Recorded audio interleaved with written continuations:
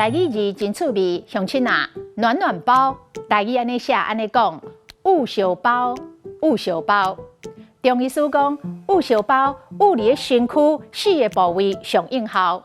第一，颔棍的后壁；第二，脚趾片的中甲后腰；第三，肚脐下骹；第四，脚底。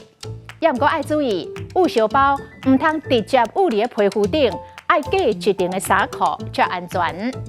捂小包的捂冰、捂烧，一般来讲，拄受伤的24至72小时内适合捂冰，会当消肿止痛、压制发炎。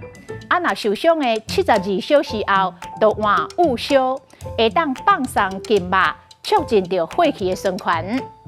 再来，华语的抹一鼻子灰，台语讲烧烧面捂人的穿尻川，穿尻川就是两屁股。伊就烧烧面捂人的穿尻川，本地兴趣市一直讲保守巴结，结果颠倒红形体口水，实在真歹看。今仔日的台语字捂小包，实在真趣味。